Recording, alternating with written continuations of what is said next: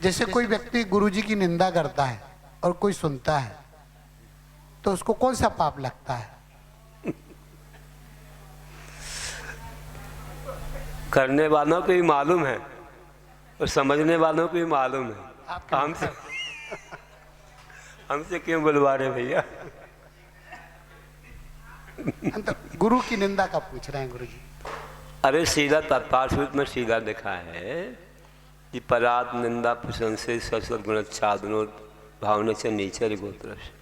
दूसरे की निंदा अपनी आत्मा की प्रशंसा, दूसरों के गुणों को ढांकना, अपने गुणों को उघाड़ना से नीच गोत्र का बंद होता है। ये तो आगम में लिखा ही है और अपन लोग पढ़ते ही हैं, दोषवादे च मौनम, है ना। और वही आप बोलते दोष ढांकूं सभी का, फिर भी रोज बोलते हैं पूजा में, फिर करते हुए ही हैं, तो मतलब क्या है? कोई मतलब नहीं रहा। गज स्नान के समान हो गया कि स्नान किया हाथी ने फिर ऊपर धूल डाल दी। तो ये जान जान के अंध बने हैं, आंखन बांधी पाटी है, या समझो कि दिया तले अंधेरा है। तो लोग थोड़ा ऐसे इस प्रकार से करते हैं, तो ये नाम ख्याति पूजा के पीछे लोग कुछ छल कपट करते हैं। इससे माहौल अच्छा नहीं बनता है। हमने तो एक बात कही लोगों को कि देखो, कभी भी गुरु हैं वे तो महाव्रती होते हैं, समितियों का पालन करते हैं, वे तो सत्य बोलते हैं और बहुत संभल के बोलते हैं, आगम की वाणी बोलते हैं, है ना। तो उनकी जो वाणी है वह वाणी ऐसी होनी चाहिए कि हितमित प्रिय, है ना। तो वह होती है। अब मान लीजिए जिसकी वाणी ऐसी नहीं होती है, तो एकदम डायरेक्ट आजकल जो लाइव टेलीकास्ट करते हैं उससे क्षोभ पैदा हो जाता है, कसाय जग जाती है, काफ़ी कुछ ऐसी घटनाएं घट जाती हैं।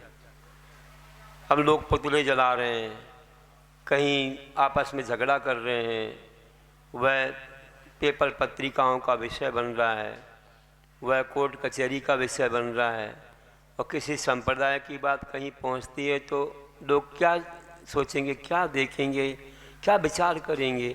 थोड़े से लोग और उनमें भी इतना राग देश। तो बात वही होती है कि दो बिल्लियाँ लड़ती हैं और बंदर फायदा उठा लेता है। तो वैसा ही होता है, फिर हमारी स्थिति क्या होगी। इसलिए किसी की निंदा करना ठीक नहीं, आपस में लड़ना भिड़ना ठीक नहीं। तो ये लाइव टेलीकास्ट से चल रहा है, ये वहीं पर ही होना चाहिए जहाँ बहुत संभल करके बोलते हैं, आगम से बोलते हैं। जहाँ पर उत्तेजना वाली बात हो, समिति से रहित होकर के बात हो, वहाँ ऐसा होना नहीं चाहिए।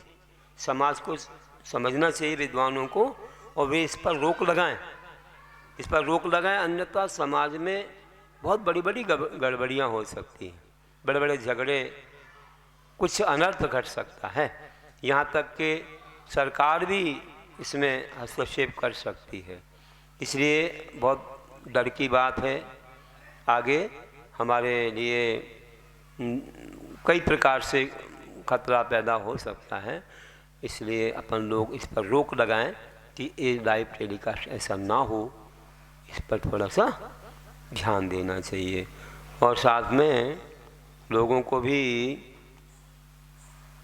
जो लोग शंकाएं करते हैं वो गुरु से केवल आगम की बातें करें, अच्छे तत्व की बात पूछें, और भी कोई संस्कार की, आचरण की बातें पूछें, ना कि वे कोई साधु मुनि या कोई ऐसी बातें पूछें कि वो अधिकार अपन को नहीं है, अपन उतने बड़े नहीं हैं। अगर कुछ पूछना ही है तो एकांत में पूछें, एकांत स्थान में पूछें। और साधु भी कह दे कि भैया ये बातें सबके बीच कहने की नहीं है, ये एकांत की बातें हैं, अगर कहने योग्य होगे तो बताएंगे, नहीं तो हमें ज़रूरी नहीं है तुम्हें बताना, तुम श्रावक हो और हम साधु हैं। अब कुछ कुछ बातें हम जानते हैं, सब सुनते रहते हैं, लेकिन हमारे प्रवचन का विषय वो रहता ही नहीं है। हमारे प्रवचन का विषय आगम है, तुमने अभी लाया से मैंने बोल दिया, नहीं तो मैं बोलता ही नहीं। आप देख रहे प्रवचन में हमारी ये राग द्वेष की बातें आएंगी नहीं, किसी संघ की बातें आएंगी नहीं। अपन को तो अच्छे धर्म की बात करना, तत्व की बात करना, अपन को तो जो चल रहा पर्व उसकी बात करना, अपन को इसको टाइम ही नहीं है। और जिनको उसी में उलझना वे ना आए, और नहीं उलझते वे आते हैं।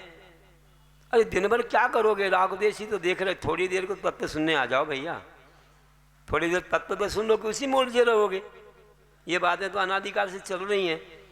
अपना माइंड फ्रेश करने के लिए धर्म सुनने से ही हमारा ये मस्तिष्क अच्छा होता है, ताज़ा होता है।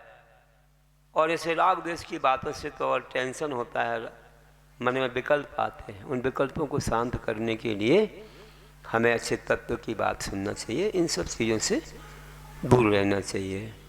ठीक है, आशीर्वाद। नमस्ते।